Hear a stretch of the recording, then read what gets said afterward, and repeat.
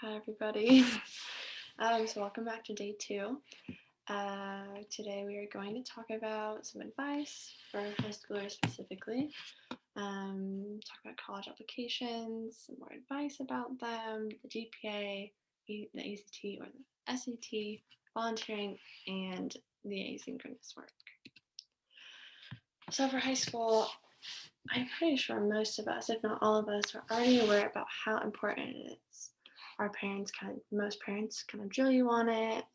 Society drills us on it. It's important to have good grades. And of course, we should try to be as successful as we can with the resources that we're given. I don't believe, though, that we should stress the point of serious anxiety. It's my junior year, it's a big year, and I've had the hardest time out of the past 2 years, freshman, sophomore year, with school. It is so hard to learn online. I'm taking hard classes, and it's just not a good combination.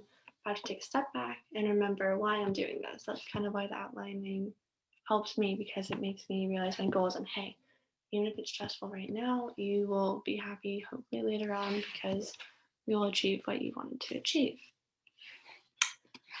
Let's start with the freshmen. It's your first year. It's probably pretty stressful because middle school and high school, although it may not seem like a big jump, I felt like it was, both socially and education wise, and the more opportunities you have in high school with clubs. And that's kind of a segue into what we're talking about here. I believe that freshmen should really experiment. One regret I have is not experimenting with how I studied, with what clubs I did, and what I can handle. Not pushing yourself too far, but just realizing, hey, I can do this, this, and this, and be successful on each thing. I'm going to go back for a second and talk about it more. My younger brother's a freshman, and I said to him that he should take all these clubs, join every club that you think is interesting, because you don't have to go to every single one of them, but just go to a meeting and be like, and say, I really like this club. Oh, I don't like this club so much. And through that, you can kind of work through. And when you're a junior or senior, become the president of that club if you're interested in it. That'll really help you out with college applications and just your high school experience. It also gives you friends that are like minded. If you want to do a poetry club, per se, let's say, I know people who really like poetry, writing and reading it, and dissecting it, if I can say, together. And it's really great. I also think learning what works for you in different classes with studying is super important. For me, sorry, I just so that. Sorry. For me, with math and science classes, I have to do a whole bunch of practice problems.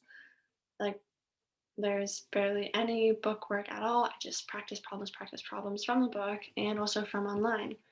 I also enjoy watching other people do the problems, such as teachers on YouTube, writing problems and doing it alongside them and trying it myself, which I believe is called active studying, where you're really working and your brain is actively recalling all this information. Instead of that, though, with classes like history and my AP psychology class, which is a lot of memorization, I like to read the textbook, watch videos, just get all that information in the brain, and I have a decently good memory, and it'll just come out by itself. All right, 1 year up, you're now a sophomore. I think most schools you can start taking AP and honors classes sophomore year. My high school, you couldn't take AP classes as a freshman, and you can take an honors class, but it's not really honors. You don't get a grade bump, which I'll talk about later. I think that you should really take APs and honors. More specifically, classes that you really enjoy. Uh, for example, I enjoy history and English a lot, so I wanted to take AP my sophomore year. I took AP English and AP European history, and I took honors Chem and honors math, which I'm not as good in those subjects, but that's just where I was placed because of how I did my freshman year. Also, keep up with the clubs because you're probably moving up the pecking order, you could say now, and instead of a freshman, you're a sophomore. You know the people here, you've been a part of the club, you already know how it runs and everything, what kind of, trying to think of the word, things you do. Like if you perform together, if you do donations or blood drives, etc. You kind of know the whole system a little bit better, and you're probably going to want to work pretty hard this year to kind of shorten your club list into things that you really enjoy and can really take on the next 2 years, and perhaps you'd be president or be vice president somewhere up there. Now it's junior year. I have a lot of experience because that's what I'm living in right now. I think that you should take difficult classes that you think you can do well in. I don't think it's smart to just overload yourself with all these AP classes and things that you don't like. I was taking AP physics. I did not like physics, so I dropped a class. I'm in regular physics now, and I'm so glad because now I get to focus on my other classes that I really enjoy, and I'm doing better in all my classes because less time is being spent worrying about this one that I didn't even enjoy taking. It's also the year to start studying for the test of your choice, the ACT or SAT. A lot of schools now are test optional, but I think if you're a good test taker, then you should take it because if you get a really good score on the ACT or SAT, that can help you get an academic scholarship at most schools. It's also time to make a club or to become a president of a club that you're interested in. This year, you want to really level out your education, your extracurriculars, clubs, volunteering, etc. You want to start to round yourself out, or not even round yourself out, but you really want to start to commit yourself to different things. It doesn't have to be rounding. You can just commit yourself to one club or commit yourself to one field, the arts, the sciences. It's the year that you want to start to show colleges who you are on your junior year resume. Now it's your senior year. You've made it. Congratulations. Rejoice. You're done with high school. It was great, but now we're going to move on to college, which sounds like so much fun to me. For your senior year, you don't want to drop completely all the AP classes because most colleges will still look at what classes you're going to take, even if they don't end up seeing your final grade because you've already been accepted into that college. But you still want to take classes that are going to not really impress them, but show them that you're serious about certain subjects. For example, like I said before, I like English and history, so I'm probably going to take AP English and AP Gov next year. I also have to take a math class. I'm going to take AP Stats, but I think that's all the APs I'm going to take. And then I'm going to take regular Spanish and maybe an elective class because I want to show them that I'm still committed to school and committed to learning, but I don't want to burn out because it's my last year. Get those college applications done. I have so many friends that are seniors who either finished it in summer and just flew by, and those who were up to the very last deadline writing their college essays, and it does not sound fun. So I think plan ahead to most colleges, and we're going to talk about colleges later because there's like early decision, early action, regular decision, and it sounds like a lot, but I will try to make it more simpler for you and less scary. And again, you want to make a club or be president of a club just to show your commitment to those things as well. And also for fun because, you've been a part of this club maybe for a while, or you're creating a club that you're passionate in. I think that's really important to do in high school. Okay, now we're going to talk about the college applications. So there's, like I said, ED, early decision, EA, early action, and RD, which is regular decision. For early decision, you send your applications in early. It depends on the school, but I think it's usually November, December-ish. Like I said, it depends on the school. And when you send it in early, you get to find out early. But with early decision versus early action is that early decision is binding. This means that you have to attend if you are accepted, barring financial difficulties, etc. Like if you can't afford the school, you don't have to go. But if I can afford it or I'm willing to go into debt, I have to go to that school. Many use this way of applying because you have a slightly greater chance of getting accepted if you do early decision.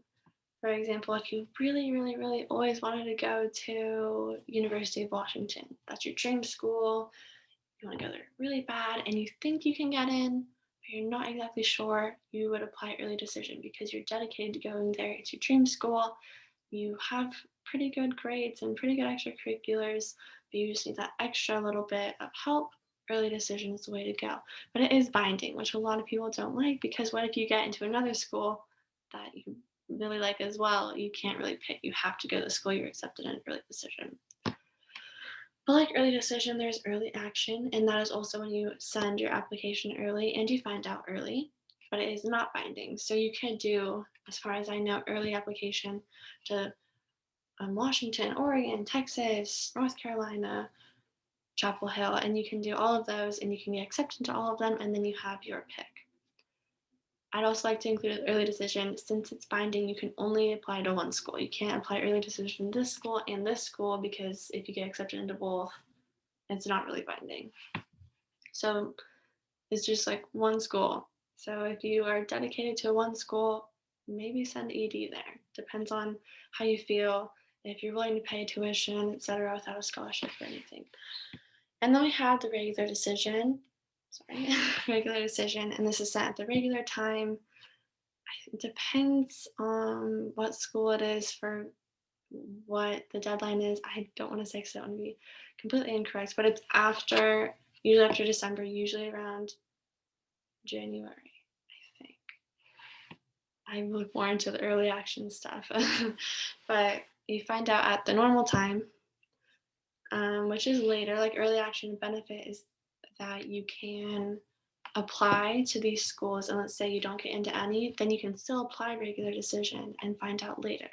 That's why I think early action is a good idea, because you can apply to this school, this school, and this school. It's not binding, but you didn't get into any. Now you know, okay, I have to apply to other schools now. I'm just going to apply regular decision.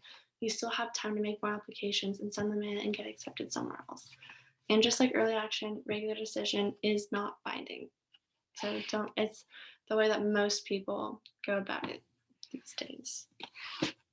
And here's some advice for everybody: freshmen, sophomores, juniors, seniors, even if you're in middle school and you are looking for the future. I think you should really, really build a relationship with your teachers. I cannot stress this enough.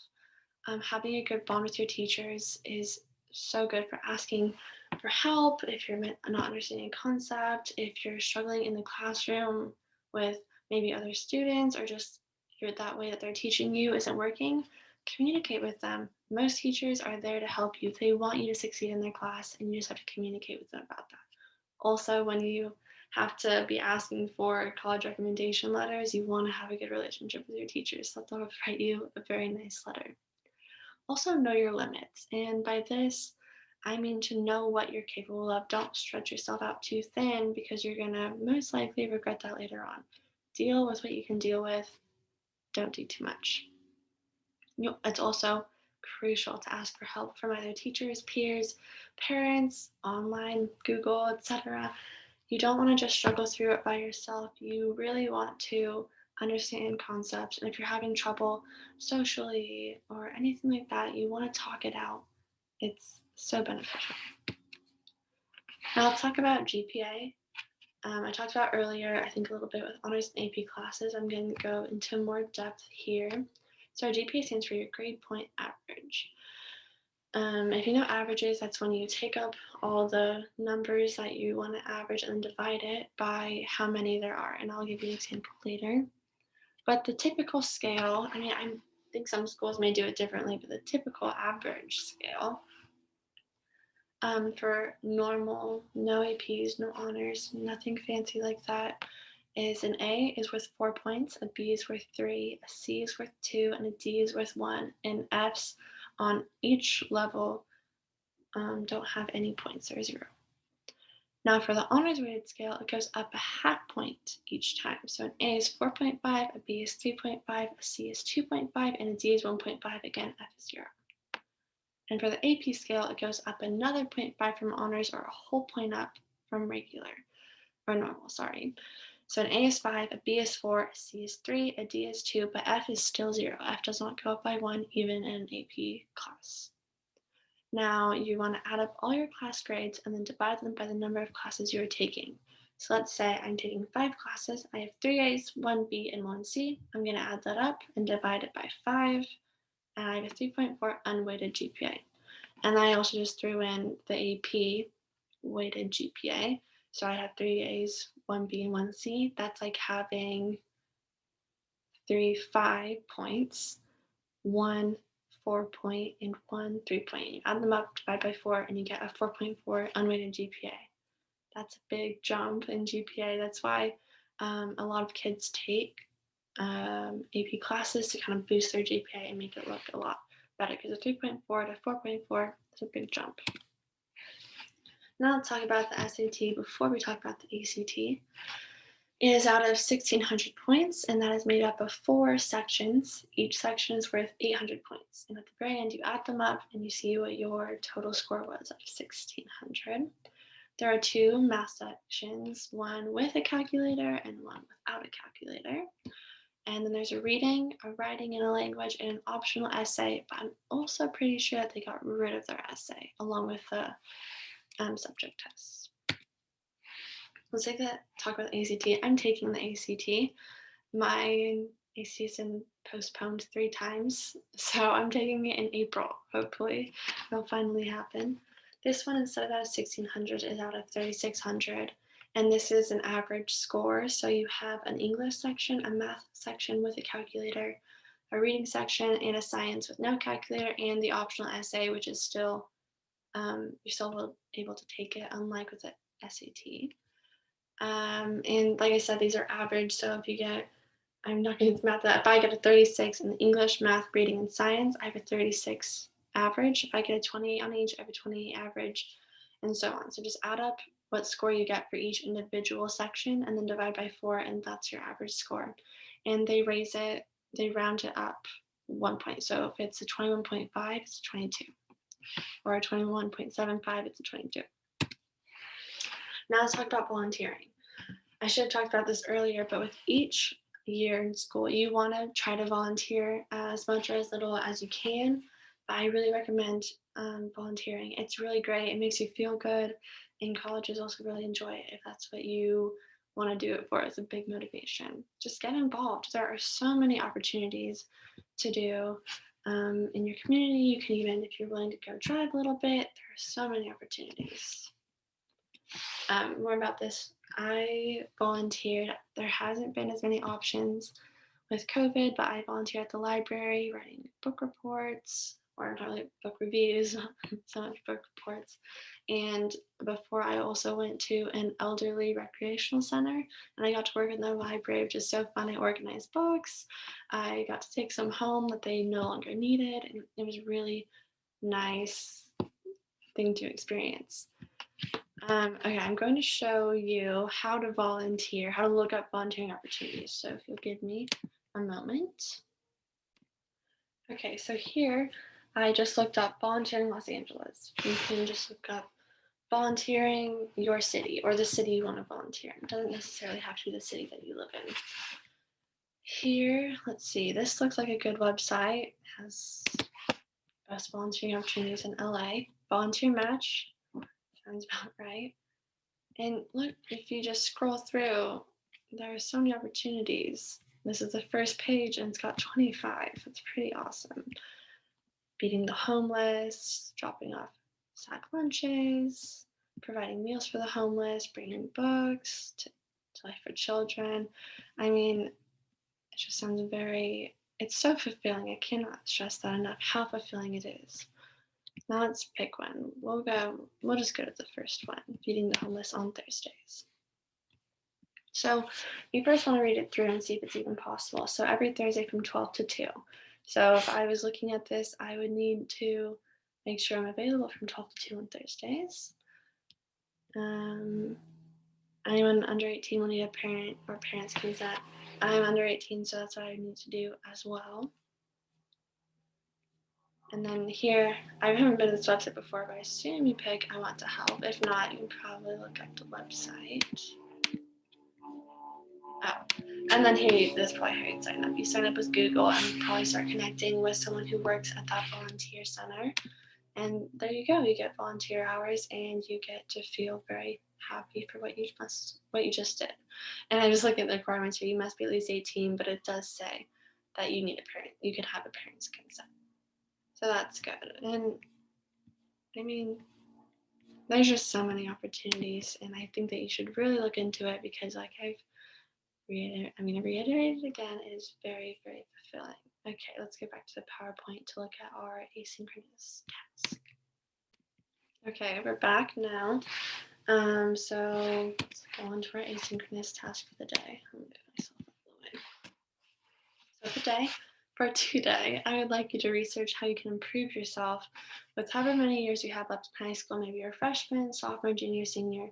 Just try to improve yourself for whatever time you have left. Look at places to volunteer. Do what we did just now. Look up how to volunteer in your community or in a community you want to serve in. Also, look at some clubs you can join. They're usually on the school website. Go to the Instagram page. Talk to people at your school and see what clubs that they're taking. And you can also, if my school allows it, I don't know if other schools allow it, you can look at classes for the next years to come. That's how I know what classes I'd like to take my senior year.